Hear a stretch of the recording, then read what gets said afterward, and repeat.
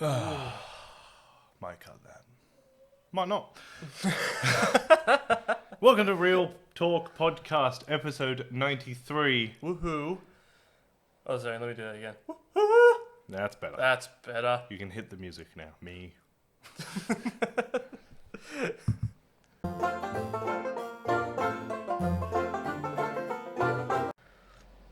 You done? Hot tea, hot tea. I'm going to let that cool for a bit. Just let it hang in the air. Right, so format for today. That's right, we have a format. We're going to go through some trailers that have come out. Because Yes. It's been a heavy trailer-ish week. It has. Talking about a new, Cinebuzz's new on-demand service. Yes. Which was quite interesting. Yeah. And then Wandavision spoilers from then on out. Yeah. Alright, so So get ready for that. we're going to start with the one you want to talk about last. Okay. Right. I'll trick you into it. Lulled you into false sense of security. Actually, it's last. We'll go Cruella first. Yeah. Because that looks like a good film Yeah. that doesn't need to be made. No. Because I feel like Disney is still on the bandwagon of giving their villains a bit of an origin story. They did it with Maleficent. It worked. Did they make a second movie for Maleficent? Yeah. Yeah. Well, I like the first Maleficent movie. The I think it issue worked. with the Maleficent story is it changes the original story as well. Yeah. That is my issue. It's you can do pretty much what you want with any character across any medium in any format or franchise or whatever, as long as you don't fundamentally change a person's motivation. Yeah. Um, Yeah. we're running a risk here. Yeah, we are. Because, sometimes in kids' cartoons, namely, the old school Disney ones, the main villain has to just be a dick. Yeah. Because the whole point of the, kids' tales is to, there is a moral of the story. Yeah. And sometimes it is good to just go, some people are just Inherently bad. not nice people. Yeah. There's nothing you can do. There's not necessarily a reason that they're like that. They're just a dick. Yeah. And I think with... is it Cruella? Cruella, yeah. Cruella. I don't think they're going to go down the path of making Cruella an anti-villain, an anti-hero. I think they're just going to straight up just go, she's a dick. I mean, Yeah, but it's a weird... But I think you're right, because the trailer just makes it look like she's going to go full on just apoplectic. I mean, she even says in the trailer, spoilers for the people who haven't seen the trailer, but she says in the trailer, I was born, people were afraid that I was born a psycho. And then there's several shots of her crazy hair. I'm pretty sure she set a building on fire. I'm pretty sure it's her house. It's her house that she set on fire. So and then on top of that, it's the Dalmatians growling at her and she's walking in. Yeah. So she is the perfect villain to make sure that also Emma Stone being casted as Cruella. That was announced a couple of months ago, Yeah. so I knew that was coming. And I forgot about it. So when you showed me, so I watched the trailer just as we started, just before we started filming, and my jaw hit the floor or hit the desk, sorry, and it was just oh my god, I completely forgot that they casted her. Yeah. Because she's gonna play. She's gonna do a good job. Yeah. I'm just worried that the movie will suffer for being a Cruella prequel and not a standalone with a different character. Because at what point do you kind of go, look, do we need to know the full story of Cruella? Do we need to know what makes her I did see a inherently thing bad? as well that said they've turned Cruella de Vil, who is an old, evil bitch in 101 Dalmatians, into Harley Quinn.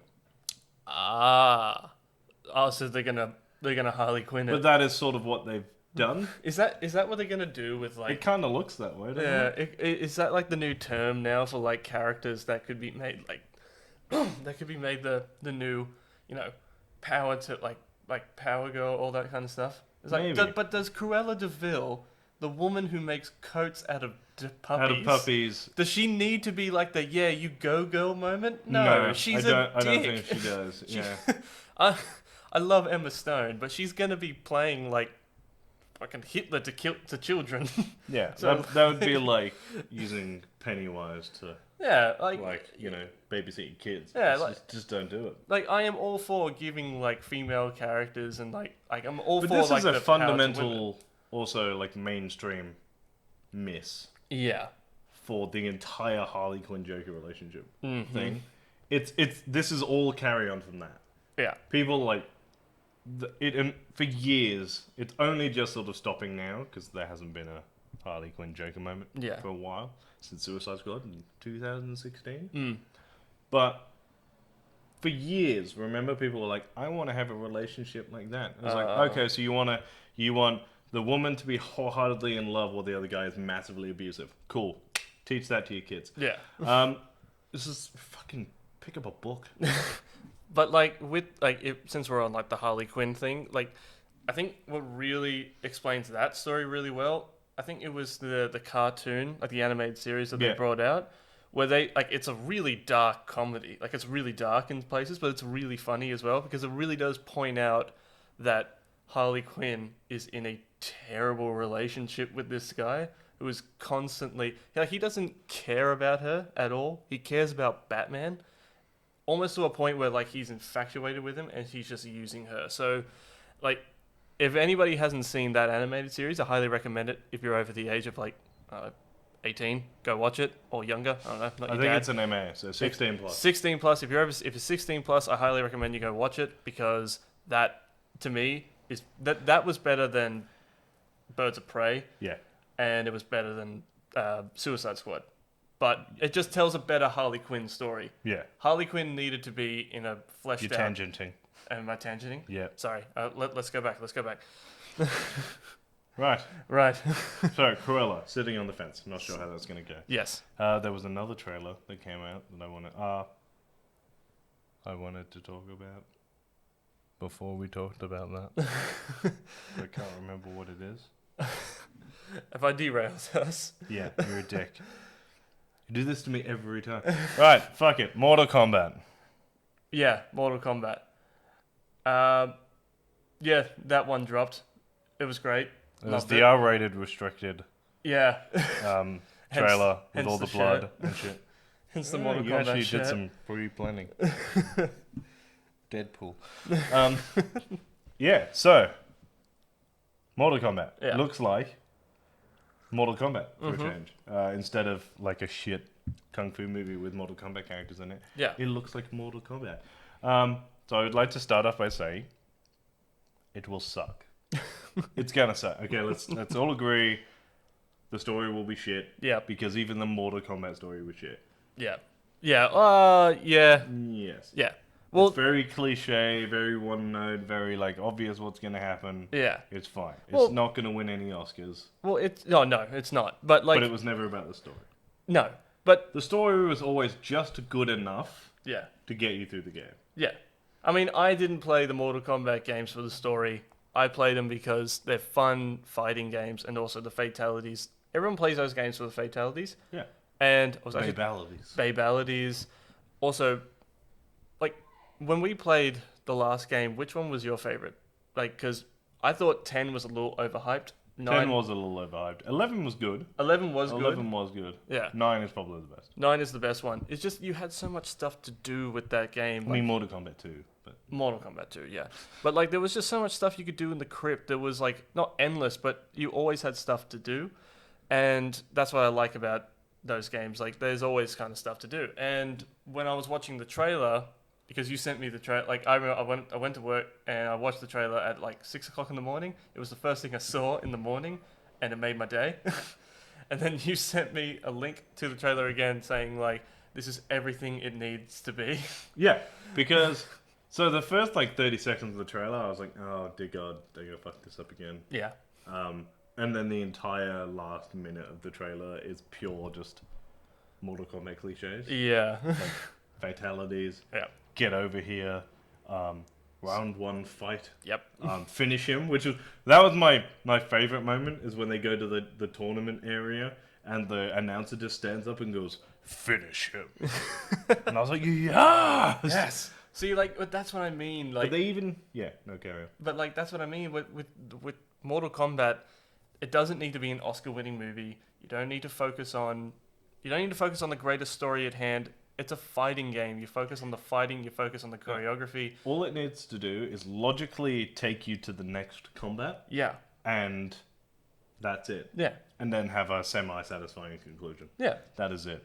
But having said that, the combat looked like they nailed it Yeah. because they use their special moves from the games and everything. Like you were talking about all the last night, just the bit where they do the classic Scorpion versus Sub-Zero fight, and Sub-Zero does the kick him, freeze the blood, stab him, and throw him through an ice wall. Yep. Yeah, it's dope. Yeah. So, and I just love how, because in like I think the last couple Mortal Kombat games, every trailer starts with Sub-Zero and Scorpion fighting. Yeah. And they're just sticking to the story. Like, it just seems like right now that they're sticking to the format. They're sticking to what make Mortal Kombat great. And it's about violence, gratuitous violence. We don't care about Johnny Cage's acting abilities. We want to see him punch Goro in the nuts. Really hard. Really hard. And yeah, it's just like, I'm obviously a massive Mortal Kombat fan, so it's, now including this trailer, Sub-Zero has become the 838th person to rip Jax's arms off. Yep. If there is a Mortal Kombat character, they've probably at some point pulled Jax's arms off. Yeah, 100%.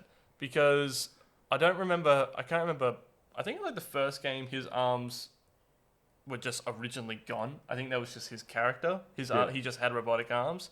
And then over the years, they just kind of gave him a story on how he lost his arms. The first person to do it was Goro. Goro ripped his arms off. And then, from memory, the next person, from what I can remember, in number 9, was Ermac. And that was his story. He went after Ermac because he ripped his arms off.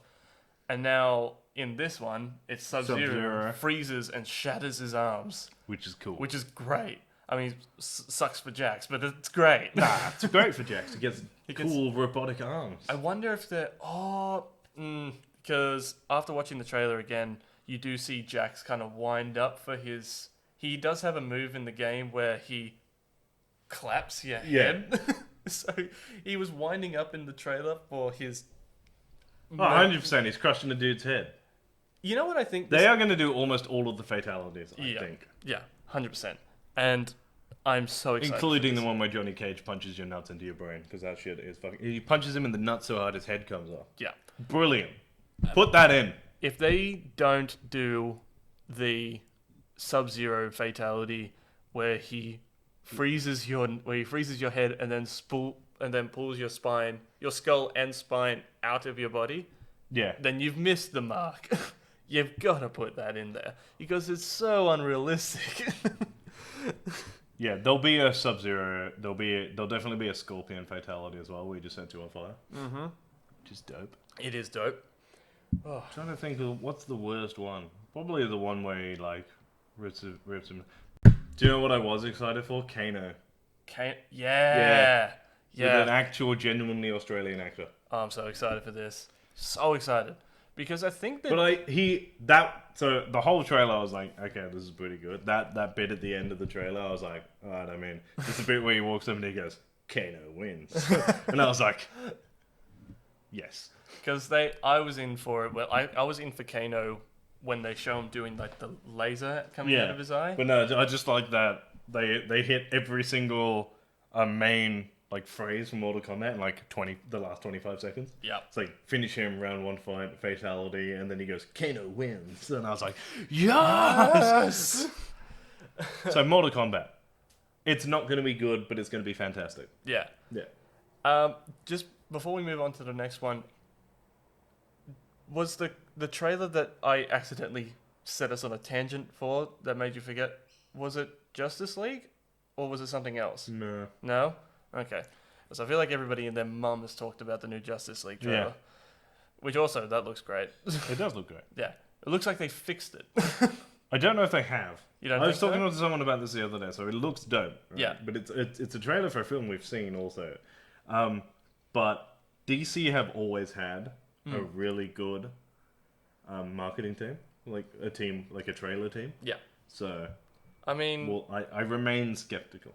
I mean, was Hellboy, that was DC, wasn't it? Because he's a DC... No, he's Dark Horse. Yeah. But he... Which is owned by DC. Which is owned by DC. I think so. And you and I were both hyped for... When we both saw the Hellboy trailer, we were hyped for it. I didn't hate I didn't hate it, but it could have been done a lot better. Because it felt like there was some stuff in there that they I felt like took out. they so desperately wanted to do a sequel that they used the time wrong. Like the whole shit with the Baba Yaga.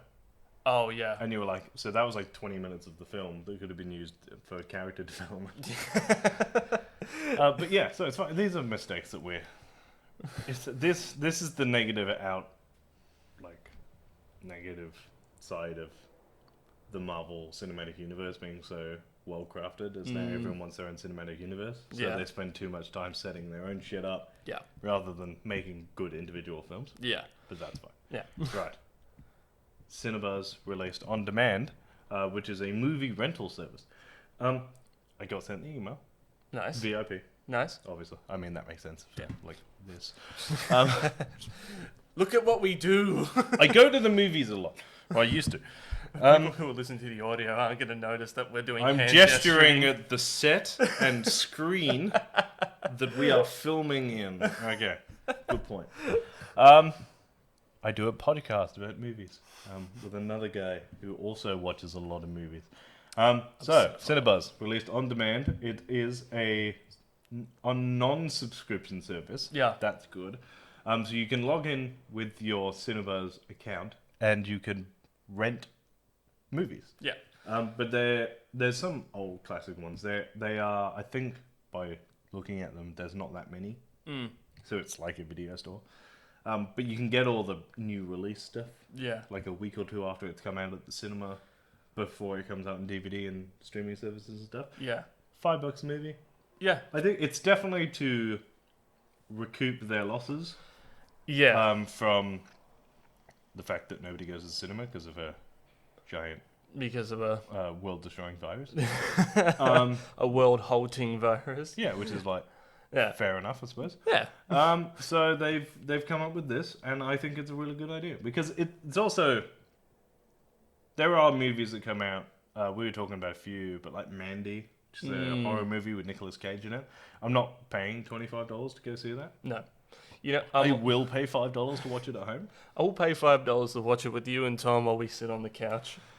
Yeah, like if I'm like massively hungover, and I don't want to go anywhere, and but like I want to watch a movie, I'll pay $5 to watch Nicolas Cage act badly in a horror movie, while I Uber Eats McDonald's. But you know what? I feel like it will be a good way to get young filmmakers the confidence to kind of get their movies out there as well, because if they can do movies for $5, like if they get it distributed and then they get it onto that service, $5, people aren't going to shun $5 to watch a new movie. We were looking at movies the other night when we were like just talking about the new subscription, and like there are movies on there that were like we forgot about, and also movies that we never heard of and we want to watch because of the names are funny.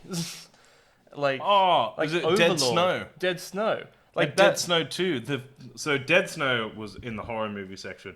Looks ridiculous. Yeah. It sold me immediately because there's a guy with like you just see like from the waist down with like army pants holding a chainsaw above the decapitated zombie head of Adolf Hitler. Yeah. Yep, in. Yeah, I'm in. Am I going to pay $25 to go see that at the cinema? Fuck no. Am I going to get really, really drunk, pay $5 and watch it here? Yes. Absolutely I am. Yeah. Because that's ridiculous. Yeah. And it's movies like that, and also there are the Australian movies that are only at the cinema for like a week, because cinemas suck. That you now, if you miss it, can still support the film. Yeah. There's like, and that's like, I feel like it'll boost Australian filmmakers and all that kind of stuff. And, but that's not going to deter us from not going to the movies. It's just going to make it, it's just like, we're still going to go see like big cinematic releases. Like, we're still going to go see all the big movies because as much, like, I feel like it would just make it easier to watch movies and to still make a bit of money for the movie distributing companies. But the big releases, you can't really beat the atmosphere of going to the cinema, because going to the cinema is just, it's fun. And I was just kind of like, when you first told me about it, I thought to myself, oh God, is this going to be the downfall of cinema-going experiences? And I don't think it will be. I think it's going to support... First of all, it's going to keep cinemas open, which is good. Definitely do that. I think you're probably more likely to see that this becomes... It'll support the indie film a lot more. Yeah. So that's good. More people should always watch this. Yeah. I'm hoping people will start watching the Australian-made films. Yeah. And realizing that the industry isn't quite dead yet. Yeah. And that it can be saved. I think it is going to get saved. Like, we're getting a lot more work here in Australia. Like, they've signed deals with Marvel to make more movies out here, and like, it's creating more jobs in the sector. So I thought about this the other day. So the only studio we had here was Fox Studios, right? Yeah. It's Disney Studios now. It is Disney Studios now. So that makes sense. Yeah, because Disney... So now we have basically the supreme movie overlord has a studio here. We might actually make some money.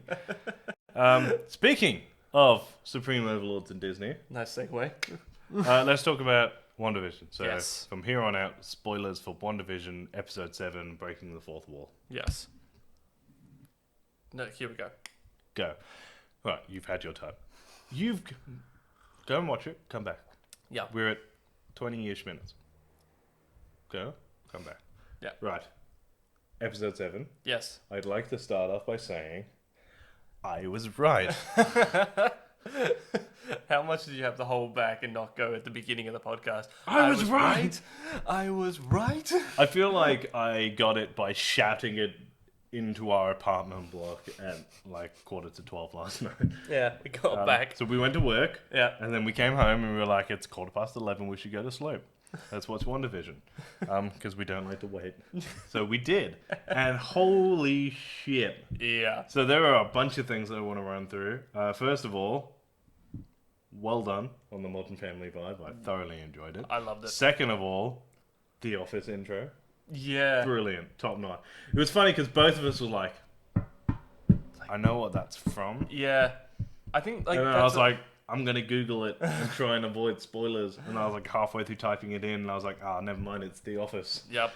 Top notch. So Malcolm in the middle followed by The Office. Great. I don't know if we're going to get an intro next week. I don't think we will, because I think after what we've seen in this episode, I think her hold on the show aspect of the show, if that makes any sense, Because it was Agnes because all along. it was Agnes. Does she have a last name? Agnes was her character in the show. Her Yeah. name, which I'll get to in a minute. Yes. So that was fine. So it was great. It was really I liked that they didn't dick around too much with Darcy being under the influence of Wanda, not like shit-faced. So she like tries to help Vision. She like fills Vision in on his history, Yeah. which is really good. There were a few things that sort of you can sort of trace back to that are okay. Like he says, who replaced Pietro? Oh yeah, who's the imposter who replaced Pietro? Yeah. At the point last night, I was like, how the fuck does he know if he doesn't remember anything? She probably told him. Yeah. So that's fine. She like stops him. Wanda is having a full breakdown. Yeah. We think. See, this is the thing. Like, it is definitely like laid out. The whole episode is laid out. So it's like, okay, Wanda's gone psycho. She's lost control, like of the thing, because it starts like the things around the house start to like revert back to like the 1940s episode. Yeah. And then like she tries to change it back. Yeah. I actually think that she is. It's revealed at the end she was never in control. Yeah. Her powers were used. It was her doing it, but she was never in control. Yeah.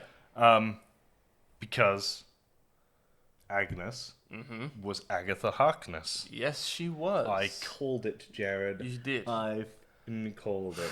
You did. But we both agree, like, because you said to me when we were watching, like, what was it, episode 5, when she brought in Scratchy, the rabbit. 3 or 4. So episode 3, I said. So we watched the first 2 episodes and we were like, this was weird. No, it was episode 3 was the first one in color. Right, so it was Mr. Scratchy, and she was talking to the black dude. Oh, Herb. And I said then... So I said in the first 2 episodes that she's off, because she's too involved in it all. Yeah. So I was like, she's either a plant, or she's something else. And then she introduced the rabbit, Mr. Scratchy, in the thing. And then I was... thinking about it all while we were coming up with theories for the whole thing anyway. Yeah. And I said to you that her name could be a mashup of Agatha Harkness, Yeah. with Agnes. And I was like, it was a stretch. Yeah. But the rabbit was Mr. Scratchy, and she has a son called Nick Scratch, who is definitely the rabbit. So it was a really obscure thing to guess. Yep. But I fucking nailed it. Yeah. It was a really... It was such like... Because Agatha Harkness is... She's not an obscure character, but she is one of... She is an obscure character. I would argue that unless you were an avid Wanda fan, you don't know who she is. Yeah. And also, like, but now we know, like, Agatha... Also, I love her that she got an intro as well. She got, like, a Bewitched She sort did of her themed own thing. intro. It was Agnes all along. Yeah, and then she just says at the end, I killed the dog. And I killed the dog. Yeah. Which is such, like, rubbing salt into the wound that she was a bitch the entire time. So, and like, now that we have Agatha... So now we have 2 witches in the MCU. Yeah. And there is a going theory, now that Agatha is now in this... By going theory, do you mean our new theory? Our new theory is that... Is it Mephisto? Mephisto. Is that Mephisto... Actual Satan. Actual Satan. Well, he's not actual Satan. I think he's the son of actual Satan. So he's the Antichrist. Yeah! He's the Marvel... So the whole thing with, like, the Marvel Universe is, in order to have Thor, who is an actual god... Yeah. They don't have religions, so to speak. They tend to steer clear away from them. Which is smart move. It's a smart thing to do. So the way that they can introduce demons and things like that is they are usually being from another dimension. I will get to the hex in a minute. Yeah. So the thing, all we know about, like, Agatha Harkness, I know about Agatha Harkness, everything. She is sometimes a bad guy, sometimes a good guy. Yeah. But in the comics, primarily she is the one who teaches Scarlet Witch to use her powers, right? Yeah.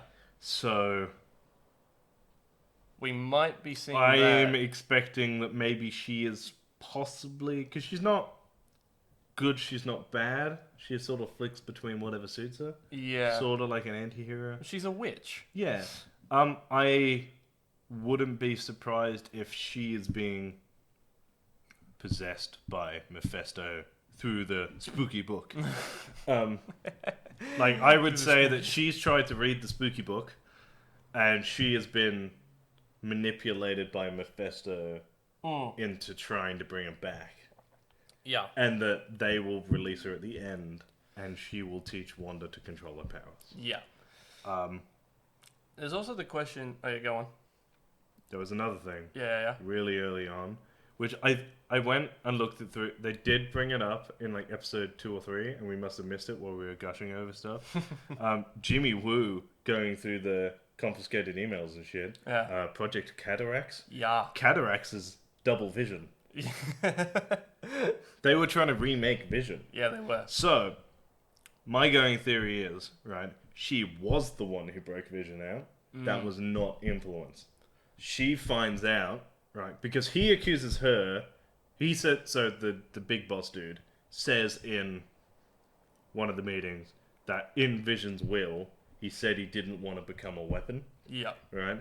So, because he accuses Wanda of violating his will. Yeah. I would say that they are, in a roundabout way, they were trying to get around it by creating another Vision. Not turning Vision into a weapon. Yeah. Because that would violate his will. Yeah. So they can't do that. But if they reverse engineered him and built more, then they haven't, hence double Vision. They were creating more Visions. Yeah.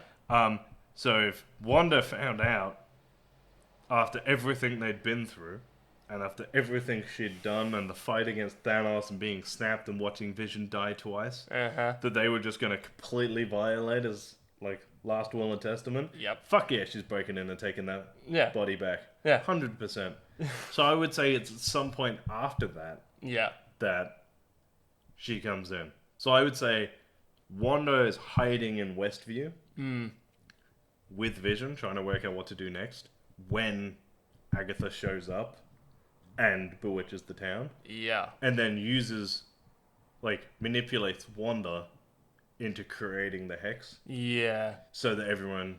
Because the best way to stay incognito is to not do anything. So she does, they show you in, it was Agatha all along. They show,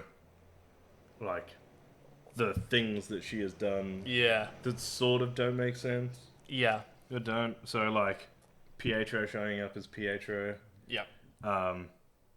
Killing the dog. Yeah. Manipulating, it's implied that she's the one who makes Vision go all funny, not the gun. Oh, yeah. Because she's at the magic show. She was doing that, show? But was she controlling Vision, or was she controlling Scratch or Mr. Scratchy? I don't know. Yeah. But it's implied that she has had a hand in every sort of... Yeah. She's behind everything. She's been keeping them busy, is essentially what's been happening. Yeah. The one thing she doesn't take credit for is Wanda's twins. Yeah. But, I'm actually curious to see, what they've done with the twins, because... I think she's turned them into animals as well, because they show, when she sees the sandwiches. So when, just before you find out, she goes, so Monica shows up with her powers. Yeah. Yeah. Called it. Yeah. I was right. Stick that on a t-shirt. So Monica shows up, she tries to talk Wanda down, Wanda gets angry, threatens to whatever her, and then she tries to throw her at the ground, and she does a superhero landing. And then absorbs energy. So Monica's thing energy. is she can manipulate and redistribute energy. She can also see energy, create a force field, and fly through space at light speed. Let's not get through that. Which is quite good for somebody who's working for the space version of S.H.I.E.L.D. Yeah. So Nick Fury should show up at some point. Yeah. But he won't, but he should. That'd be cool. Maria Hill. Anyway, I'm getting off track. Yeah. Monica has powers. She doesn't know how to use them yet. That's fine. My theory about her accidentally creating the X-Men still stands. Did I ever bring that up on the podcast? I don't think you did, no. So if at some point Agatha or Wanda increase the hex to include the entire planet, if it rewrites your genetics, she could theoretically give a whole bunch of people powers. Not everyone, just people with an X gene.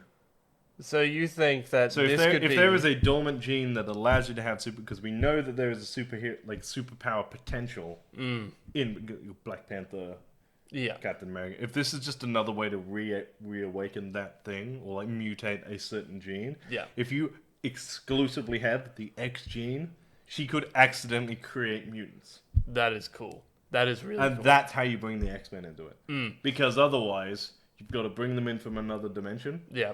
Or you've got to somehow justify why they didn't involve themselves in the fight against Thanos. Yeah. Or Ultron. Yeah. Or New York. Or anywhere. Or literally anytime. Oh, that could... You know what? That theory actually could work really well because it would really tidy up a lot of loose ends. Because everybody was thinking... how do you give the Fantastic Four? How do you give them their powers? Or how do you give space? You reckon you go with the space? You give Fantastic Four their powers the same way. Don't do the fucking portal into another planet thing. That's retarded. Yeah, I didn't like that. And don't do nuclear solar flare, or gamma solar flare, or whatever the fuck it was. Is enough. Yeah, that is their origin story. It sort of makes sense. I was going to say it makes complete sense. It doesn't. But comic books, it makes sense within the universe that is enough to mutate you into having powers. If it's nuclear waste or gamma rays, you're going to get powers. Yeah, that's fine. So, stick with the OG theory. It's fine. Yeah. I don't care if they're doing a mission for Sword. Yeah. Yeah, that'd be great. Makes sense, right? Yeah. Use your in-universe shit to create shit we already know exists. I was actually talking to somebody this morning. I was talking to my brother this morning, and since we were talking about not like a sword taking Vision's body and kind of, in a sense of words, fiddling with it. Yeah. Which sounds kind of Sounds bad. gross. Sounds kind of bad. Tinkering. Like, We'll call tinkering. Tinkering. Fiddling with Vision's body. It sounds Fiddling. like something Wayne's mate would do. But like, tinkering with Vision's body and just kind of remaking him in certain ways. If your theory is right about Wanda completely expanding the hex and turning everybody into like mutating people with the X gene, this could be a pathway to the Sentinels, and they didn't even know, like creating the Sentinels. That is a good point. Yeah. Sentinels is a good call. Yeah, so like my brother talked to me about it this morning, and I didn't even fucking think about that. Like just setting up the creation of the Sentinels before they were X-Men. Yeah. Brilliant. Yeah.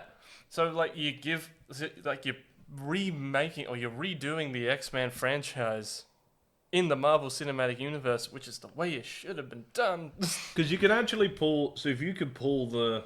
So this is how you explain the X-Men. If Wanda moves the hex, right, which is the Nexus. Yeah. The antidepressant pill that makes you more depressed. Yeah, so they bring up the Nexus. I'll get into this before we go into the X-Men thing, because the X-Men thing is just a theory. So the Nexus, they call it, is like the antidepressant pill. Yeah. It's actually quite funny, the ad for it. May cause more depression. Brilliant. Ask your doctor if you're ready to face reality. Just move on with your life. Or your personal truths. Yeah. It was just a great ad. The Nexus in Marvel Comics is the gateway between dimensions. So, like, yeah, they're trying to summon Mephisto from another dimension. Anyway, moving on. Okay.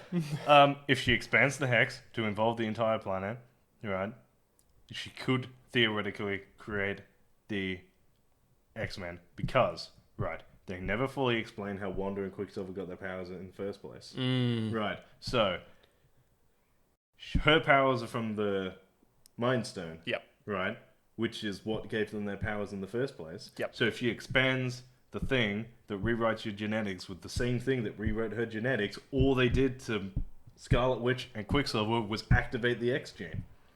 Ooh, they don't even have to rewrite their own history.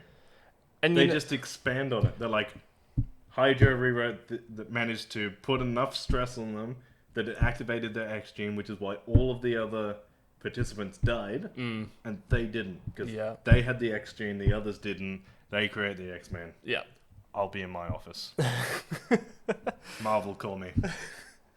But like, oh god, it just makes a lot of sense. It's hard for me to go off of that, because like, it's hard for me to expand on that, because it just makes so much sense. Like, if I can't really see her not expanding the hex, or not expanding the hex in a way, but like, it just kind of shoots across the world in a sense. So like the hex explodes, but you just kind of like distribute your power across the world. Yeah. So, oh god, the multiverse of madness is going to be unreal. I cannot wait to see what they do with it. So, and I wonder if they're going to bring, because they brought in Pietro from another dimension. They brought in that Quicksilver. And he's being controlled by Agatha. Yeah. End credit scene. Yeah. So that's how we know we've hit modern times, I think. Yeah. We've hit the end credit scene. Which didn't exist in the before 2008, Yeah. which is like your Modern Family era. Yeah. So we've hit modern era, so we get end credit scenes now. Yeah. Fucking genius. Snoop's gonna snoop. Yeah, pretty much. Fucking God, they're just brilliant, aren't they? Yeah, they are. Thank you. So we know Pietro's being covered. Monica found the basement. Yeah. We don't actually know that Pietro is going to do anything to her. No, I don't think so. I think he's going to help her. I hope he's going to help her. Yeah. But if they bring in...